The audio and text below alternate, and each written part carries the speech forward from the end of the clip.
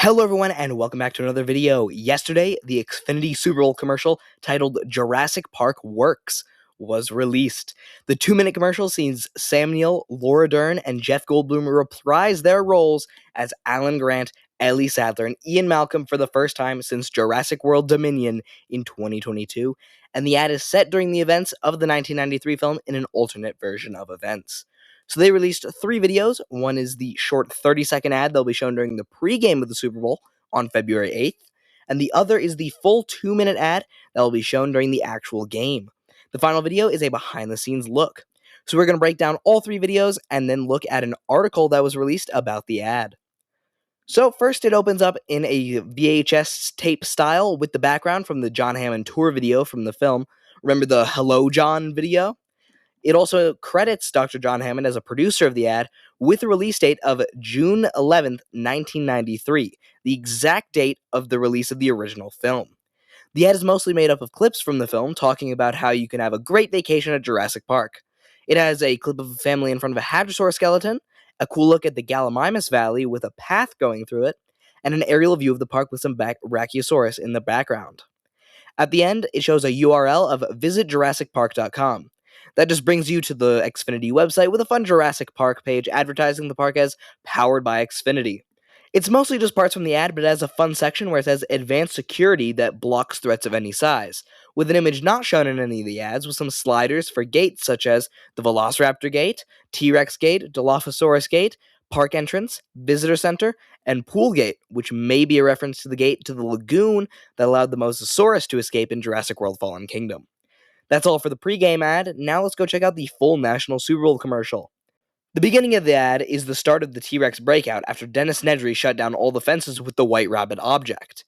The ad includes a recreated version from a different camera angle in the tour vehicle of Alan and Ian when the car breaks down, and actual footage from the film of Samuel L. Jackson as Ray Arnold and Richard Attenborough as John Hammond, rest in peace, before it transitions to being an Xfinity ad when the Xfinity guy shows up and saves the park. Interestingly, by this point in the storm evacuation, there should have been nobody in the lab, but there are scientists walking around behind him, which is a little bit of a continuity error. When he plugs in the Xfinity Wi-Fi, the system reboots and the fences relock and reboot, saving Jurassic Park. Well, this is obviously not canon. The alternate reality was already way further and way better than the original film without Xfinity, because Ellie was already at the maintenance shed ready to reboot the power immediately after it went down. Ray Arnold is still alive, and there are no velociraptors. Even without Xfinity, Jurassic Park was completely ready to come back online.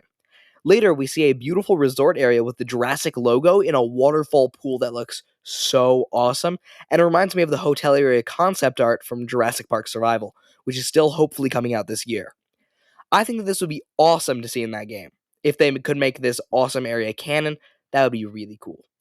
We find Ian watching TV with the Wi-Fi, and Alan live streaming with Rexy with his username being at DinoDoc47, maybe the same username that Alan publishes papers with in Camp Cretaceous.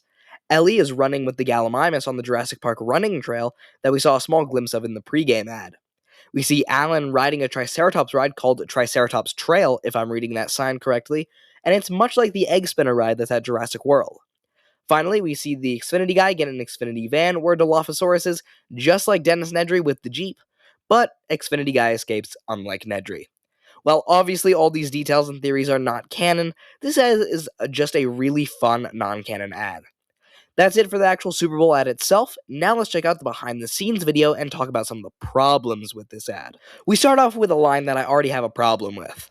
I think that anyone who loved the movie Jurassic Park growing up always wondered what would have happened if everything could have gone right. You don't have to wonder. We have a whole movie about it. It's called Jurassic World. I find it so funny that they're talking about playing these roles again, like they didn't just play them 4 years ago, and it's been 33 years since they last did. Even without Dominion, that's just incorrect. For Jeff, it's only been 8 years since he reprised his role in Fallen Kingdom, and for Sam and Laura, it's only 25 years since Jurassic Park 3. Now let's get to the 2 elephants in the room, starting with Taika Waititi. He made Thor Ragnarok, I liked that movie, but he also made Thor Love and Thunder, and I don't think he's the right person for anything with the Jurassic franchise but an ad. And secondly, the de-aging. It's the worst in this shot with Sam Neill, and it looks a little bit off and weird with Jeff here. I thought it was like Tron Legacy with Jeff Bridges' Clue, but in the BTS video, you can see it's mostly just makeup, and the makeup is pretty good for de-aging. It just looks off. Some little details I noticed in the BTS video was the Xfinity guy trying to teach Alan Grant how to use a computer. Also, Ian improvising the most iconic part of the most iconic line in the franchise is really cool. Life, finds a way. So the I don't want to toot my own horn, but I think that was mine. Life, finds a way. That's it for the actual ads, but Xfinity is doing some other things for this Jurassic Park ad that they talk about in their press release. As Comcast says, they'll be celebrating the campaign and the Super Bowl by bringing the world of Jurassic Park to San Francisco throughout the week, by creating Jurassic Park Lift rides where they're partnering with Lyft ads to transform select vehicles into the iconic Jurassic Park tour cars. They will also be projecting dinosaur projections onto the Hobart building and setting up a motion-sensing T-Rex billboard at 901 Market Street. They will also be sending out Tango, the baby raptor puppet, from Universal Studios. I got to see her sister Kilo when I went there in December, and they're going to be putting him out onto the streets of San Francisco with a Jurassic Park Ranger. That's it for today's video on the new Jurassic Park Xfinity ad. I will probably post some pictures of the Lyft car, projections, T-Rex billboard, and Tango on my YouTube community posts.